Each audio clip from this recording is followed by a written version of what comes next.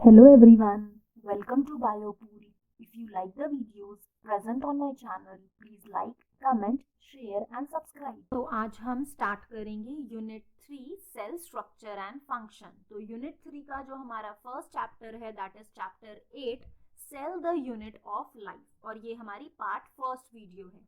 ये जो पूरी यूनिट है आपकी, ये मोस्ट इम्पॉर्टेंट है आपके लिए 11th के लिए भी, 12th के लिए भी, और आने वाले टाइम के लिए भी अगर आप मेडिकल कंटिन्यू करते हैं। ये बहुत ही बेसिक बायोलॉजी है जिसको अगर आपको समझ नहीं आएगा तो आगे के जो भी प्रोसेसेस हैं वो समझना और भी ज़्यादा मुश्किल हो जाएगा। तो इसीलिए इन चैप्टर्स पे स्पेशली ध्यान दें, क्योंकि ये पूरी basic cellular biology, molecular biology पे फोकस करता है। तो अगर बेस क्लियर होगा तो आगे के सभी चैप्टर्स और 12th में भी आप चैप्टर्स को और इजीली समझ पाएंगे। तो जब आपकी यूनिट स्टार्ट होती है बुक में, तो वहाँ एक पैराग्राफ दिया है, उसमें एक वर्ड है रिडक्शनिस्ट बायोलॉजी। तो जो रिडक्शनिस्ट बायोलॉजी है उसका मतलब क्या है? अब बायोलॉजी में एक बॉटम अप अप्रोच की तरह हम इसे समझ सकते हैं। रिडक्शनिज्म मतलब हम बायोलॉजी को समझें in more simpler parts of a system is crucial to understand the system. अगर मैं आपको डायरेक्ट ह्यूमन बॉडी के बारे में बताने लग जाऊं, ऑर्गन्स के बारे में बताने लग जाऊं, बट आपको बताया ही नहीं कि ह्यूमन बॉडी बनी किससे है, कौन से मॉलिक्यूल्स हैं, कौन से कंपोनेंट्स हैं, कौन से एंजाइम्स हैं जो इन सभी प्रोसेसेस को कंट्रोल कर रहे हैं, तो हमें कभी समझ ही नहीं आएगा कि हायर लेवल पे क्या हो रहा है। तो जो भी चीजें हमारे ऑर्गन सिस्टम में हो रही हैं, एक्चुअली वो कंट्रोल कौन कर रहे हैं? आपके मॉलिक्यूल्स, आपके ऑर्गेनेलीज, आपके एंजाइम्स। तो ये सभी चीजें आपकी बेसिक बायोलॉजी जिसे हम रिडक्शनिस्ट बायोलॉजी में पढ़ते हैं। तो ये जो अप्रोच है बायोलॉजी का, इसमें हम बायोलॉजी को सिंपलेस्ट लेवल में पढ़ें। पहले मॉलिक्यूल्स के बारे में पढ़े, जो कि हम बायोमॉलिक्यूल्स में पढ़ेंगे कि आपकी कार्बोहाइड्रेट क्या है, प्रोटीन क्या है, फैट क्या है, एंजाइम क्या है, और ये कैसे वर्क करते हैं। क्योंकि ये सभी चीजें ही कंबाइन होती हैं और किसी ऑर्गेनिज्म को एक लिविंग स्टेट प्रोवाइड करती हैं। अगर मैं कह रही हूँ कि ये ऑर्गेनिज्म लिविंग है, cell is a living structure है वो, और cell is structural and functional unit, तो आपका जो सेल है उसमें ऐसे कौन से कंपोनेंट हैं जो उसे लिविंग बना रहे हैं। तो ये सभी जो स्मॉलेस्ट और सिंपलेस्ट लेवल पे जो वर्किंग है, ये ही कॉम्प्लेक्सिटी की तरफ बढ़ता है। तो small parts make up each new level of the whole. तो जैसे हम बोलते हैं cell is the structural and functional unit of our life. तो स्ट्रक्चरल एंड फंक्शनल यूनिट अगर मैं कह रही हूँ तो इसका मतलब सेल, बहुत सारे सेल आपके मिलके एक मल्टी सेल्यूलर ऑर्गेनिज्म बना रहे हैं जो कि एक कॉम्प्लेक्स है। बट अगर मैं सेल्यूलर लेवल पे देखूँ तो हम सेल को फंडामेंटल स्ट्रक्चरल फंक्शनल यूनिट कह रहे हैं, जो बहुत ही ज्यादा सिंपलर है as compared to multicellular body. तो हर एक ऑर्गेनिज्म कंपोज्ड है ऑफ सेल्स।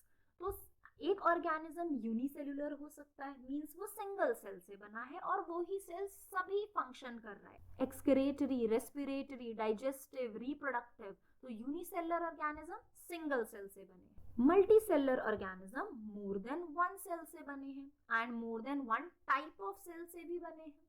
तो व्हाट इज अ सेल? तो unicellular organism are capable of independent existence. तो हम ये याद रखेंगे कि एक जो सेल है, यहाँ पे आपको लिखा भी हुआ है कि complete structure of cell does not ensure independent living. अगर मैं सिंपली एक सेल की बात करूं तो वो सेल इंडिपेंडेंट लिविंग को शो नहीं करता, बट यूनिसेलुलर ऑर्गेनिज्म में एक सिंगल सेल ही एक ऑर्गेनिज्म को सिग्निफाई करता है, एक ऑर्गेनिज्म को पोर्ट्रे करता है। तो एक यूनिसेलुलर ऑर्गेनिज्म इंडिपेंडेंट एग्जिस्टेंस भी शो करता है और लाइफ के लिए जो भी एसेंशियल फंक्शन है उन्हें भी परफॉर्म करता है। तो cell is structural and functional unit of all organism. तो जो फर्स्ट सेल है वो डिस्कवर किया था आपके रॉबर्ट हुक ने, but most important difference is Robert Hooke ने फर्स्ट डेड सेल डिस्कवर किया था, but first live cell discover किया था आपके एंटोन वॉन ल्यूएनहॉक ने। तो ये माइनर डिफरेंस है, याद रखेंगे, आपके लिए एंट्रेंसेस के लिए भी इंपॉर्टेंट होता है। फर्स्ट सेल अगर बोले किसने डिस्कवर किया तो वो रॉबर्ट हुक है, बट अगर पूछा फर्स्ट लाइव सेल किसने डिस्कवर किया, वो है एंटोन वॉन ल्यूएनहॉक। न्यूक्लियस किसने डिस्कवर किया? रॉबर्ट ब्राउन ने न्यूक्लियस डिस्कवर किया। अब आती है आपकी सेल थ्योरी कि सेल कैसे आते हैं। ठीक है, क्योंकि सेल के बाद आपके टिश्यू बनते हैं, टिश्यू के बाद ऑर्गन, ऑर्गन के बाद ऑर्गन सिस्टम, जैसा हमने प्रीवियसली चैप्टर्स में देखा प्लांट टिश्यूज और एनिमल टिश्यूज में। अब हम थोड़ा रिवर्स गियर ले रहे हैं और टिश्यू से वापस सेल्स पे आ रहे हैं और मॉलिक्यूल्स पे आ रहे हैं। तो इस यूनिट में हम सेल्स और मॉलिक्यूल्स के बारे में पढ़ेंगे और सेल कैसे डिवाइड होता है। तो आपके दो साइंटिस्ट हैं जिन्होंने सेल थ्योरी दी, Matthias Schleiden and Theodor Schwann. तो इन दोनों साइंटिस्ट ने आपकी सेल थ्योरी के बारे में पहले सेपरेट चीजें बताई। तो जो आपके जर्मन बॉटनिस्ट हैं स्केल्डन, इन्होंने बताया कि जो प्लांट सेल होते हैं वो लार्जर इन साइज हैं और सभी plant cell different kind of cell से मिलकर बने हैं जो डिफरेंट टिश्यूज बनाते हैं। ऑब्वियसली जैसा हमने प्लांट टिश्यू में पढ़ा, आपके पास epidermal tissues, vascular tissue, ground tissues हैं, तो वो डिफरेंट टाइप्स ऑफ सेल से बने हैं। थियोडोर स्वान जो जूलॉजिस्ट थे, इन्होंने बोला कि different types of animal cells होते हैं और जो सेल है उसके पास एक आउटर थिन लेयर होती है जिसे हम प्लाज्मा मेम्ब्रेन कहते हैं या आपकी सेल मेम्ब्रेन, और वैसा ही आपके प्लांट टिश्यूज में भी होता है। प्लांट टिश्यू में एक कैरेक्टरिस्टिक लेयर प्रेजेंट होती है आउटर, मतलब प्लाज्मा मेम्ब्रेन के भी बाहर एक और लेयर है जिसे हम सेल वॉल कहते हैं, जो कि यूनिक कैरेक्टर है आपके प्लांट सेल का। And that we all know कि प्लांट सेल और एनिमल सेल में जो मेजर डिफरेंस है, that there is presence of cell wall in case of plants and there is absence of cell wall in case of animal cells.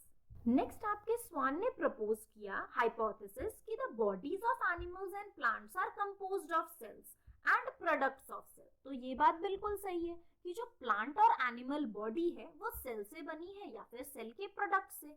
तो इसी बात पे Seldon और स्वान ने टुगेदर फॉर्मुलेट की आपकी सेल थ्योरी। सेल थ्योरी को मॉडिफाइड किया गया बाय रुडोल्फ विर्को। तो सेल थ्योरी को रुडोल्फ विर्को ने मॉडिफाई किया है और उन्होंने कहा कि cells divide and new cells are formed from the pre existing cell. तो मोस्ट इंपॉर्टेंट लाइन है ये, रुडोल्फ विर्को ने इसे थोड़ा मॉडिफाई करके बोल दिया कि जो सेल हैं वो डिवाइड होते हैं और नए सेल अराइज होते हैं from the pre existing cell. जैसे पुराने सेल, जैसे अगर हम अमीबा की तरह देखें कि एक अमीबा डिवाइड हुआ, पेरेंट डिवाइड हुआ और डॉटर सेल बने, तो कुछ इस तरह से यहाँ सेल थ्योरी में भी कहा गया। तो इस वर्ड को इन्होंने कहा ओमिनस सेल्यूला ई सेल्यूला, कि जो न्यू सेल्स हैं वो अराइज हुए फ्रॉम प्री एग्जिस्टिंग सेल। तो सेल थ्योरी भी यही कहती है कि all organism are composed of cell and cell products, all cell arise from pre existing cell. तो इसीलिए ये लाइन कही गई कि cell is the structural and functional unit of life. तो सेल थ्योरी आपके लिए इंपॉर्टेंट है, किसने दी? स्केल्डन और स्वान ने। इसे मॉडिफाई किया रुडोल्फ विर्को ने। और आपके ये दो statement, plant cell, animal cell, eukaryotes and prokaryotes में क्या जनरल डिफरेंसेस हैं वो हम सेपरेट वीडियोस में देखेंगे। अभी हम देखते हैं कि अनियन सेल जो है वो एक प्लांट सेल है और उसके पास ऑब्वियसली सेल वॉल प्रेजेंट होगी और सेल वॉल के अंदर आपकी सेल मेम्ब्रेन या प्लाज्मा मेम्ब्रेन। अगर मैं ह्यूमन चीक सेल की बात करूं तो वहां पे जो आउटर मेम्ब्रेन होगी वो कौन सी है? आपकी सेल मेम्ब्रेन या प्लाज्मा मेम्ब्रेन। अब इनसाइड द सेल जो डेंस स्ट्रक्चर है, जो डार्कली स्टेन है, it is known as nucleus. अब न्यूक्लियस के अंदर क्या प्रेजेंट है? आपके chromosome, which in turn contain the genetic material DNA. तो आपका जो जेनेटिक मटेरियल है वो डीएनए प्रेजेंट होता है किसी भी लिविंग ऑर्गेनिज्म में, जो कि डोमिनेंट जेनेटिक मटेरियल है। अपार्ट फ्रॉम डीएनए हमारे पास आरएनए भी प्रेजेंट है जो डोमिनेंट जेनेटिक मटेरियल है इन केस ऑफ माइक्रोब्स। तो अब प्रोकैरियोट और यूकैरियोट में जो सबसे बड़ा डिफरेंस है, सेल्स जो हैं इन case of eukaryote they have membrane bound nucleus, whereas in case of prokaryotes cells lack a membrane bound nucleus। अब प्रोकैरियोट एंड यूकैरियोट दोनों में जो जेली लाइक स्ट्रक्चर या सेमी फ्लूइड मैट्रिक्स है जिसे हम क्या कहते हैं? Cytoplasm, which occupy the volume of cell। तो सेल का जो मोस्टली कंपोनेंट ऑक्यूपाई किया है दैट इज साइटोप्लाज्म ने। साइटोप्लाज्म आपका मेन एरिना है, मेन रीजन है जहां पे सेल्यूलर एक्टिविटीज होती हैं इन case of both plants and animals. तो एक बेसिक एग्जांपल आपको बताती हूँ, आपने पहले भी पढ़ा होगा माइटोकॉन्ड्रिया, जैसे हम कहते हैं powerhouse of the cell. तो माइटोकॉन्ड्रिया एक ऑर्गेनेली है एंड वो कहाँ प्रेजेंट है? आपके साइटोप्लाज्म में, और वो फंक्शन कर रहा है to provide energy currency to all the organelles of a cell and energy currency is ATP. तो ये सभी जो केमिकल रिएक्शंस हो रहे हैं they occur in it to keep the cell in living state. तो अगर सेल के अंदर सारे ऑर्गेनेल्स अपने नॉर्मल फंक्शन परफॉर्म कर रहे हैं तो ये एक लिविंग स्टेट को पोर्ट्रे कर रहा है। तो इस डायग्राम में भी आप क्लियरली देख सकते हो, ये आपका प्लांट सेल है, ये आपका एनिमल सेल है, मतलब ह्यूमन चीक सेल। तो आप देखो प्लांट सेल के पास रिजिड बाउंड्रीज है, स्पेसिफिक शेप है, but animal cells irregular in shape है। सेंटरली प्लेस्ड जो न्यूक्लियस होता है वो in case of animal cell होता है। प्लांट सेल में पेरिफेरल न्यूक्लियस होता है, मींस साइडवेज, साइड में, लैटरल साइड्स में प्रेजेंट है। आपकी सेल मेम्ब्रेन है, सेल वॉल है, यहाँ पे सिर्फ सेल मेम्ब्रेन या प्लाज्मा मेम्ब्रेन प्रेजेंट है, और ये आपका साइटोप्लाज्म पूरा प्लांट और एनिमल सेल में। तो आप कंपेयर भी कर सकते हो। ये आपका डायग्रामेटिक रिप्रेजेंटेशन एनिमल सेल और प्लांट सेल, यहाँ मैंने लेबलिंग नहीं की है बट आप क्लियरली खुद पहचान सकते हो। जिसके पास सेल वॉल है दे आर प्लांट सेल, यहाँ पे सिर्फ प्लाज्मा मेम्ब्रेन है दे आर एनिमल सेल, और centrally placed nucleus animal cell में होता है, peripheral nucleus in case of plant cell present है। तो ये आपका सिंपल डायग्राम है जो आप एग्जाम में भी ड्रॉ कर सकते हो अगर आपसे डिफरेंसेस पूछे जाते हैं। अब आपके यूकैरियोटिक जो सेल्स हैं वहां मेम्ब्रेन बाउंड डिस्टिंक्ट स्ट्रक्चर्स या ऑर्गेनेलीज हैं। तो ये ऑर्गेनेलीज क्या है, आपने एक बार 9th में भी पढ़ा होगा, endoplasmic reticulum, Golgi complex, lysosome, mitochondria. तो ये सब आपके क्या है, cellular organelles which are present in the cytoplasm। तो प्रोकैरियोटिक सेल्स जो हैं they lack such membrane bound organelles. तो ऐसे ऑर्गेनेलीज नहीं प्रेजेंट होते in case of prokaryotic cells except for ribosomes जो कि दोनों में प्रेजेंट हैं। तो राइबोसोम्स आपके नॉन मेम्ब्रेन बाउंड ऑर्गेनेली है फाउंड इन ऑल सेल्स। तो ये इंपॉर्टेंट है, non membrane bound organelle is ribosome जो प्रेजेंट है यूकैरियोट्स में भी और प्रोकैरियोट्स में भी। तो जो राइबोसोम्स हैं वो within the cell present होते हैं। अब ये सिर्फ साइटोप्लाज्म में नहीं, आपके मेम्ब्रेन से भी अटैच्ड होते हैं, जैसा हमने एंडोप्लाज्मिक रेटिकुलम में देखा है। तो आपका जो राइबोसोम है वो साइटोप्लाज्म में भी प्रेजेंट होता है फ्री फॉर्म में, फ्री राइबोसोम, और अटैच भी होते हैं ईआर की मेम्ब्रेन से, तब हम उसे क्या कहते हैं, रफ एंडोप्लाज्मिक रेटिकुलम। तो यहाँ पे भी यही लिखा है कि राइबोसोम ऑल्सो अटैच्ड होते हैं विद द ऑर्गेनेली, जैसे कि आपके माइटोकॉन्ड्रिया हो गए, एंडोप्लाज्मिक रेटिकुलम, आपका chloroplast in case of plants.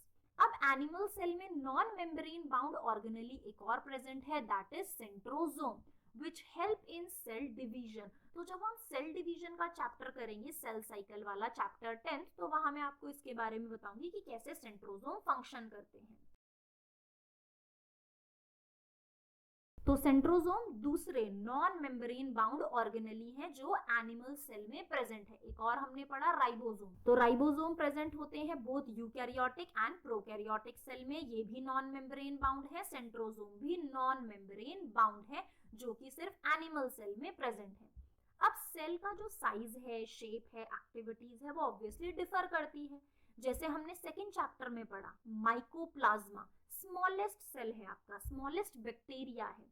अब जो लार्जेस्ट एग सेल है दैट इज ऑस्ट्रिच एग, जो largest single cell is ostrich egg, smallest cell is mycoplasma. तो मल्टीसेलुलर ऑर्गेनिज्म में भी हमारे पास डिफरेंट सेल्स हैं जिनके डिफरेंट शेप और फंक्शन है, जैसे कि आरबीसी जो कि बाइकनकेव शेप है। तो आरबीसी क्या फंक्शन करता है, आपके ऑक्सीजन को ट्रांसफर करना। लॉन्गेस्ट सेल्स हैं हमारे पास नर्व सेल जो सिग्नल ट्रांसफर करते हैं। तो जो सेल्स हैं उनका शेप कैसा हो सकता है, disc like, polygonal, columnar, cuboid, thread like, irregular, और शेप्स काफी डिफरेंट हो सकते हैं और फंक्शन भी। डिफरेंट टाइप्स ऑफ बैक्टीरिया हैं, उनके शेप दिखाए गए हैं यहाँ पे, बेसिलस, कोकस तो हमने पढ़ा भी था, रॉड शेप, स्पेरिकल, स्पाइरल और कॉमा शेप्ड। फिर ये ह्यूमन सेल्स मतलब जो आपके यूकैरियोट्स हैं उनमें जो डिफरेंट सेल्स प्रेजेंट हैं, आरबीसी आपके biconcave shape, white blood cells आपके डिफरेंट शेप्स होते हैं, स्फेरिकल, ओवल, और इनके अंदर जो न्यूक्लियस है उनका भी डिफरेंट शेप होता है। कॉल्यूमनार एपिथेलियम प्रीवियसली अभी चैप्टर में पढ़ा। नर्व सेल्स आपके ब्रांच्ड हो सकते हैं, आपकी जो लॉन्गेस्ट नर्व है आपका स्पाइनल कॉर्ड पोर्शन, फिर आपके गार्ड सेल्स जो किडनी शेप होते हैं इन केस ऑफ प्लांट्स। तो ये आपका इंट्रोडक्शन था चैप्टर 8 का। इस वीडियो के नोट्स आपको मिलेंगे बायोपूल के टेलीग्राम चैनल पे, और इसका लिंक आपके लिए नीचे डिस्क्रिप्शन बॉक्स में है। If you like the videos, please like, comment, share and subscribe. Thank you for watching the video.